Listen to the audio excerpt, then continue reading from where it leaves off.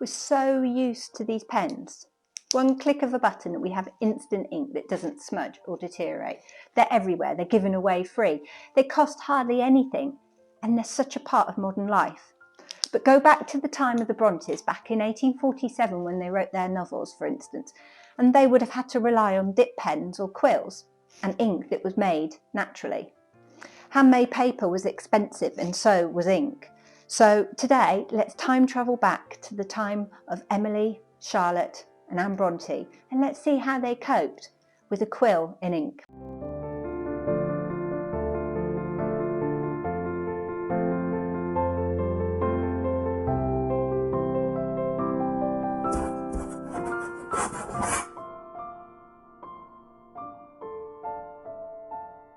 Hello! So for this experiment, yes, another experiment, I wanted to use as authentic materials as I could find. I managed to find a lovely company in Wales that made me a quill. These are goose quills and they're not taken directly from the geese, so no animals were harmed in the making of this video. And this man, using a traditional 18th century penknife, cuts it to the right shape, it's cured, and the feathers are removed in this section. We're so used to seeing Harry Potter quills where the feathers come right the way down, but actually this is a very comfortable way to hold it. It naturally sits in the bend of your hand and no feathers get in the way. The other thing I have, it's slightly battered. It's been in my collection for many years, but I'm sure the Brontës were quite battered as well, and that's a nib pen. It's a solid handle with a nib that can be removed and replaced if broken or if you need a different sort of nib. Again, this is as authentic as I could find. I have two. I have a slightly longer handle and a shorter handle, but this one, it's become quite damaged and you can no longer get a nib in the end. The other thing I wanted to source was ink. I have some ink in a lovely old bottle, but this ink is the cheap stuff you get from Amazon. It's the everyday ink, but for this project, I wanted to try something else. So the lovely people that made the feather also make ink. And this is where it gets a little bit technical, so stick with me. I might have to do a bit of reading. So this is called oak gall ink. At the moment it is in a very unattractive plastic bottle. I might move it into something a bit nicer. But it's made from oak galls. Now I had no idea what an oak gall was until I looked into it. And basically insects and bugs that try to lay their eggs and things in oak trees, the oak tree naturally tries to defend itself and creates this sort of cocoony protective layer, and that's an oak gall. And that's used, it's crushed, it's mixed, there's some stuff going on that I don't quite understand, process, and this is the ink. It says here it's 100% natural ingredients, rainwater, how cool is that? I'm sure we have enough of that in England to do this, oak galls, copperas, and gum arabic and cloves. And do you know what? It smells quite nice. I can't get the lid off. It smells really nice. It almost has a sort of like, oh, I've got it on my nose. Oh no, don't get ink on your nose. It has a sort of like Christmas cakey sort of cloves smell. It's quite nice actually. So this would have been the sort of ink that the Brontës would have used.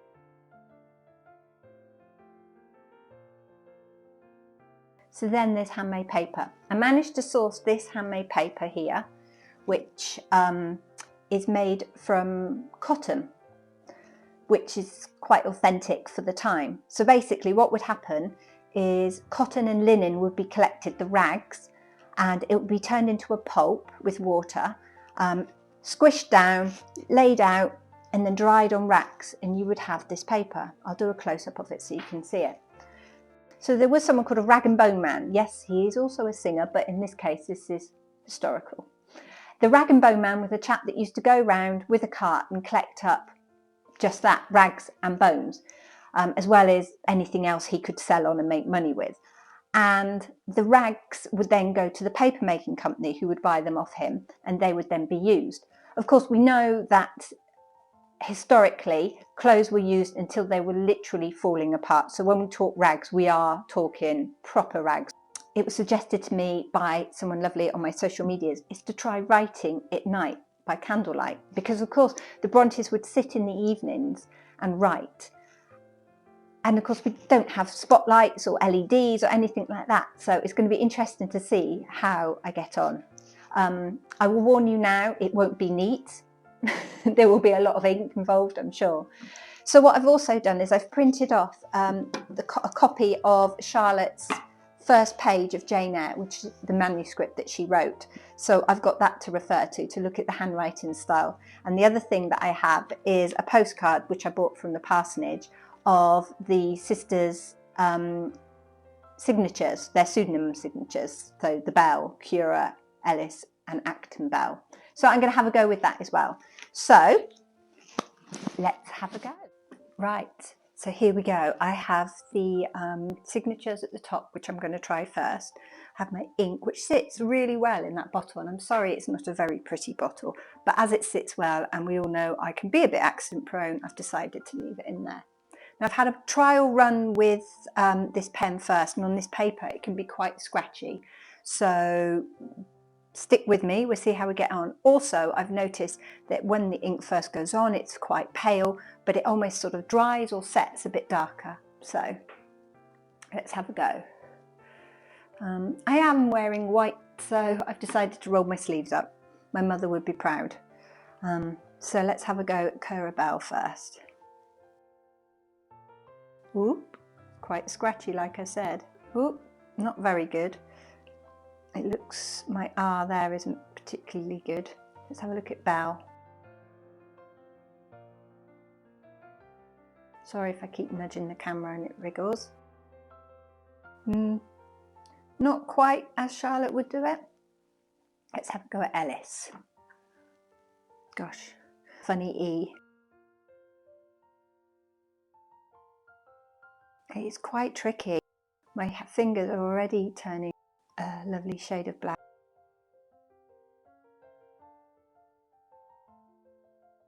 Not enough thing. It's tricky, you know. Imagine writing like this all the time. So the paper, it gets caught in the fibre of the paper. But that's okay. Right, let's try Acton. It's more of a scratchy for Acton.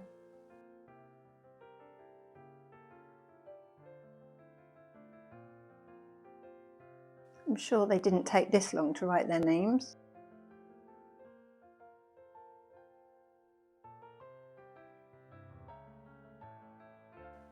There. Right, so that's the dip pen.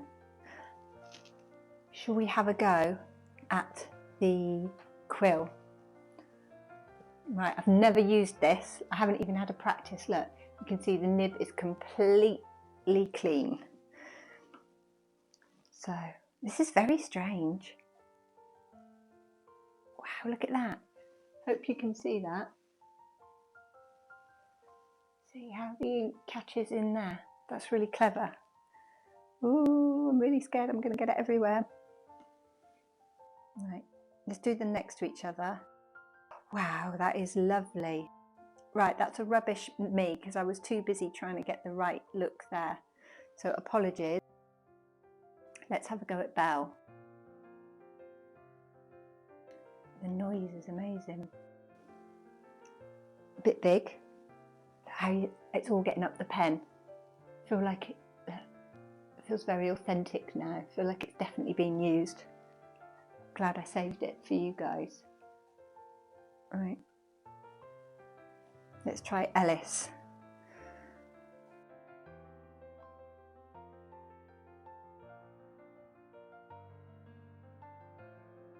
And the Bell.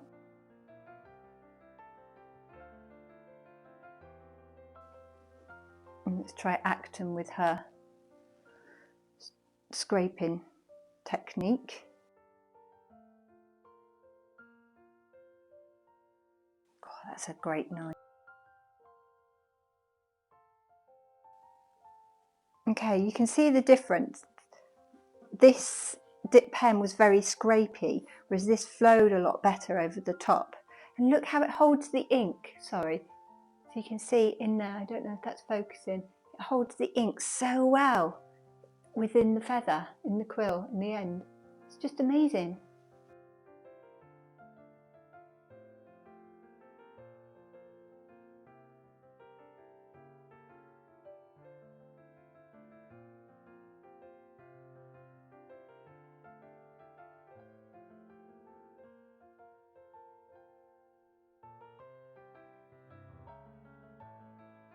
So here is my printout of the manuscript Jane Eyre. Sorry, that was the dog lying down on the floor, that clunky noise.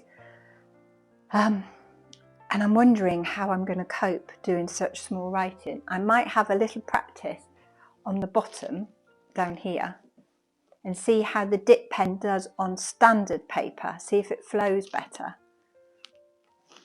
Let's have a go, shall we?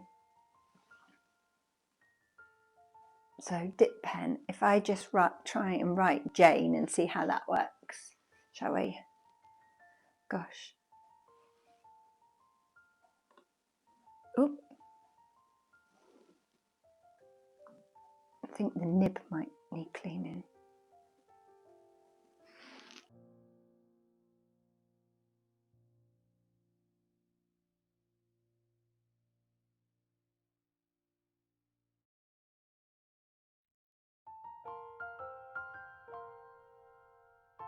Definitely works better on this sort of paper rather than the fibrous paper of the previous one. And it's a darker finish. Right, let's get some fresh paper and have a go. So let's have a go at writing Jane Eyre on the homemade paper. See if this ink, this dip pen will work. We'll try Jane. Goodness, I'm slightly nervous about this. It's very scrapey, isn't it? I'm certainly not very quick, Charlotte, I'm sorry. What do we think?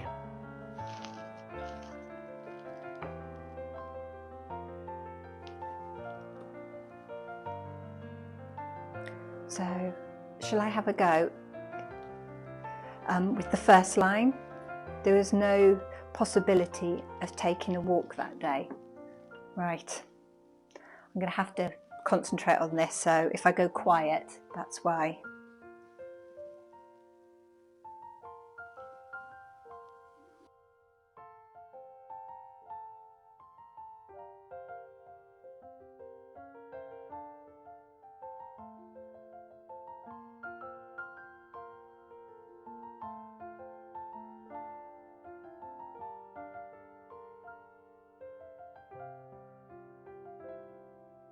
So quite scratchy.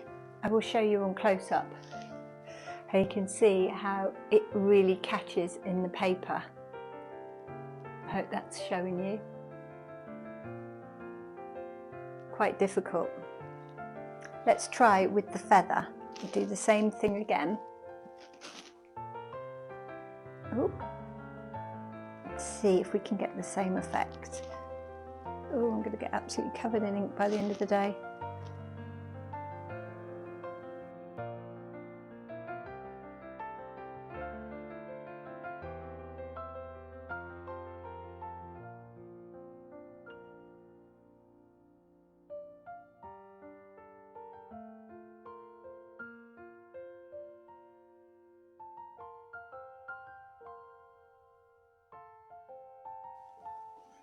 So much nicer with the quill, so much easier. But when you first write, it comes out a grey, but look how quickly. That's beautiful. And look at my fingers. I look like a proper writer with inky fingers. So that went okay. I was expecting a lot more ink to be spilt and probably ink blobs everywhere, but I did okay. My hands are inky, so yep, but that's fine. But I've got no ink on me, so that's a bonus. So far, I'm loving the quill. The quill is so easy to write with compared to the dip pen. That's a little bit more scratchy. But we'll see how we get on. We have to try this at night next. So at the moment it's only mid-afternoon, but this evening when it gets dark we will light my rather wonky candle and see how we get on doing the same again but in the dark. I imagine there might be a bit more ink everywhere afterwards, but we'll see.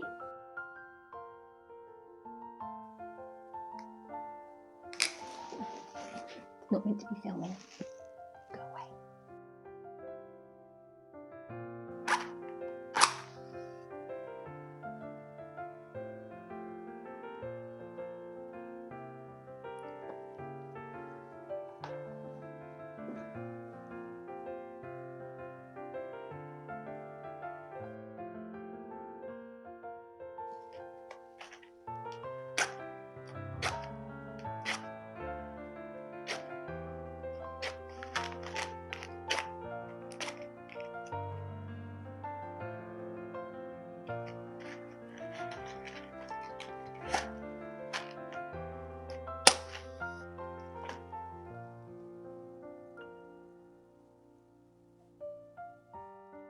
So the lighting for this bit of the video is probably going to be really bad and it's going to affect the camera. It might flicker in and out a bit, but that's just the camera trying to get the exposure right. So bear with me.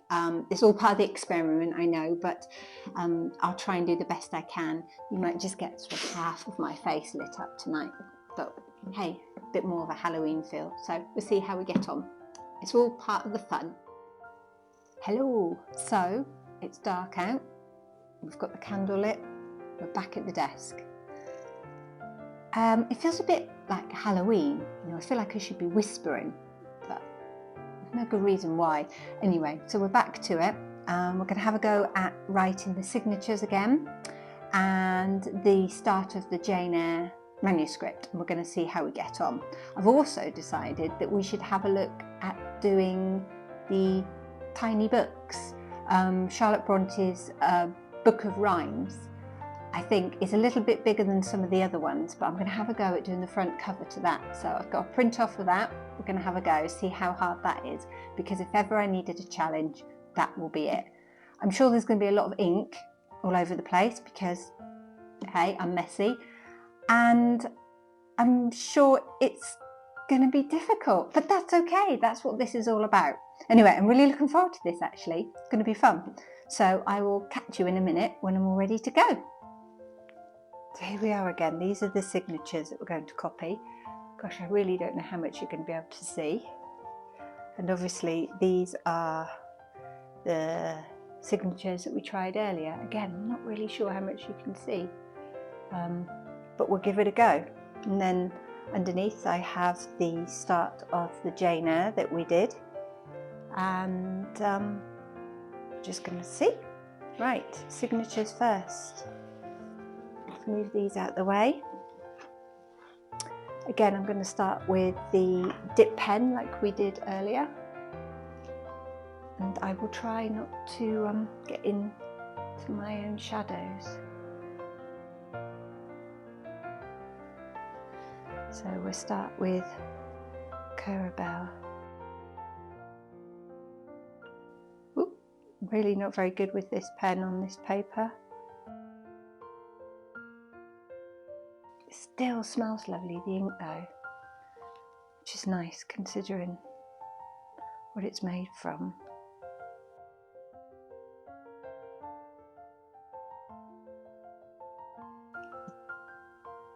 There we go. Let's try Ellis with this crazy E. But I've seen this E when we did the Jane Eyre manuscript. It had the same strange E for the Eyre section of the name, so obviously it was a style back then. It's just old. Right, let's just do Belle and then let's see if we can get another nib, because these are all things the Brontes would have had to do in the evenings by candlelight. I've got some non-authentic kitchen roll over here, so I will just use that to take the nib off. Let's try a different nib. Ooh.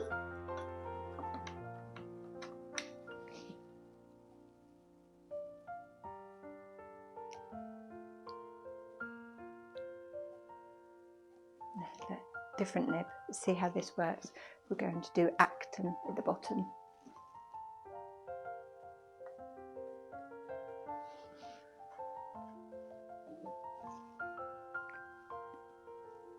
First time using this nib, so it might take a bit getting used to.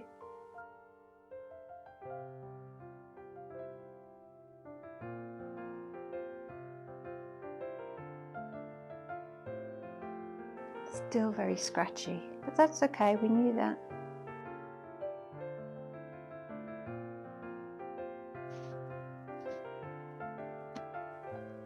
Right, so let's try the Good Faithful quill, which I'm definitely getting on better with.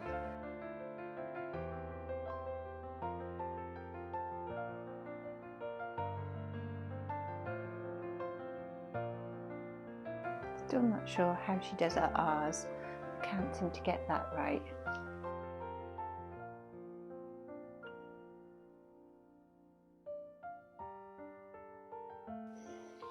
I don't think my handwriting badge would have been achieved with this writing in brownies.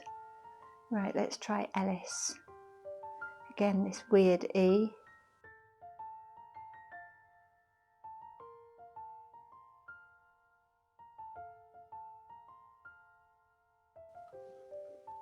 And let's try Acton with her slightly more scratchy style.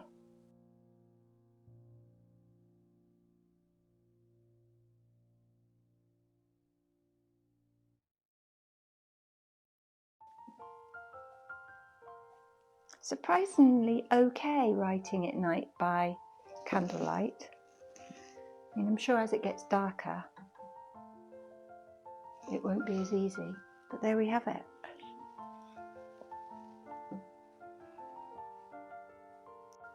So now we have the Jane Eyre manuscript, or at least a copy of it. I wish it was the real one, but it's not.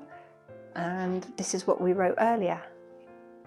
So I think we know that the scratchy pen, the nib pen, is quite scratchy. So I'm just going to go straight into the quill to do this section again, because I think that will work better. Right, let's give this a go. Oop, see, I am getting ink everywhere. That's the problem. So, her lovely J that she does, and then these E's again.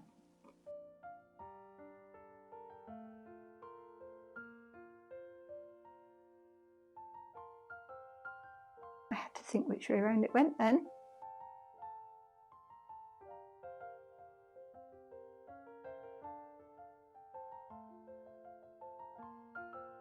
So, not too bad at all, considering it's dark. And actually the light from the candle, oops, sorry, the light from the candle gives off quite a lot of light. As long as you're in its zone, you're okay. Any further down the writing slope or further up and you lose what you're doing. But again, if I try and show you, it worked, but not as neat as earlier. That's the thing, when you've been busy all day and then you sit down to write, with candlelight you do have to concentrate because you can't see so much. So maybe that was the other problem the sisters had, getting tired, especially if they, like Emily, they did all their work during the day, you know, all the housework, and then by the evening they had to come back and do writing. Right, so I think this is going to be the true challenge for this project. Here I have a printout of Charlotte Bronte's Book of Rhymes, which I've checked it out, and the measurements are 9.7 by 6.4, I think, off the top of my head. I will have to double check that, and I will confirm a yes or a no when I'm editing. I've got two pieces of paper here, a sort of creamy coloured and a bog standard white. So I thought I would try this experiment with the nib pen, because we tried the others with the feather, the quill. Anyway, so we're going to do these. So I thought I'd try with this one first, and I've got my dip pen. Again, I'm not sure how much you can see of all this, but we'll give it a go. I'm not sure if I'm going to be able to copy it out very well either, so stick with me and we'll have a look. And of course, she spelt rhymes wrong as well, so I'm really pleased that one of the world's greatest writers also was a rubbish speller while she was a child, because it makes me feel better, because I am the worst speller. And I'm sure if you've been following me on social media and things like that, you'll see every now and again I put in a nice bloomer. Oh look, she's done the CH, The A and the R look more or less the same, L-O-T-T-E. I've never noticed that before. See, that's just what shows, doesn't it, when you actually concentrate for a little while. So it's like the A and the R she's combined. Maybe it's for space reasons. But you know, I can't believe I've never noticed that before. I don't think I'll ever be called upon to be a master forger, do you? It's a bit wonky. You've got to remember, Charlotte was young when she did this. But we all did things like this as kids, didn't we? We all made little comics and magazines and things. This paper is a lot easier for this dip pen, less fibrous.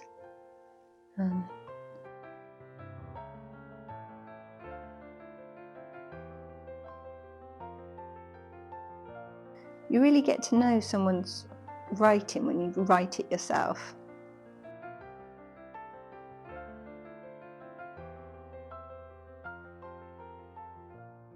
It makes your eyes tired doing it under candlelight.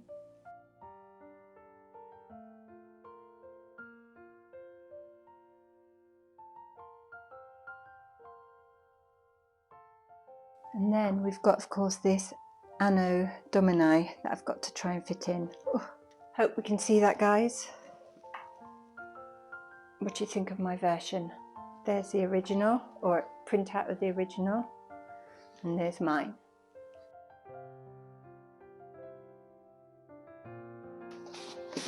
Well, thank you for watching my nighttime adventures. I will probably do a summary in the morning when the sun's up. It will be a bit easier on the poor camera. I've had great fun though. It's really good. I really enjoyed this.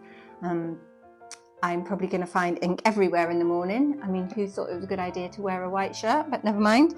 I have inky fingers as well, but who cares? I will see you in the morning. All right. Night night.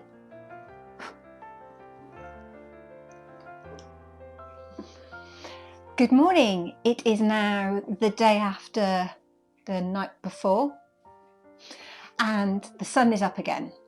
So I wanted to quickly just summarise my experience, come to some conclusions.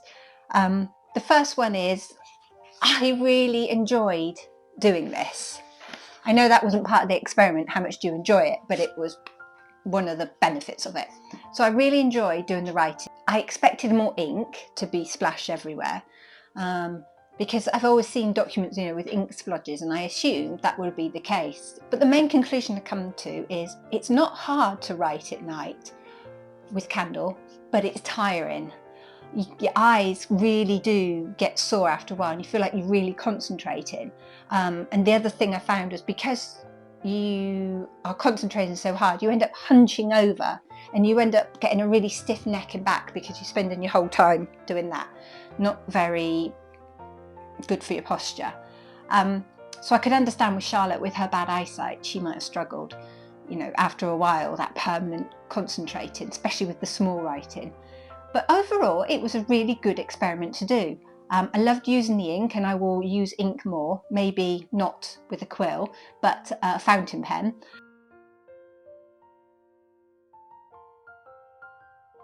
So one thing I realise you guys have missed out on is the sound the pen makes.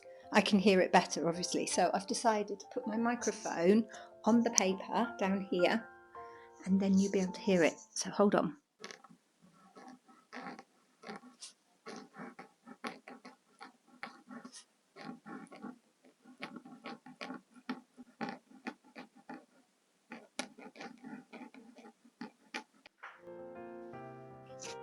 I hope you heard that.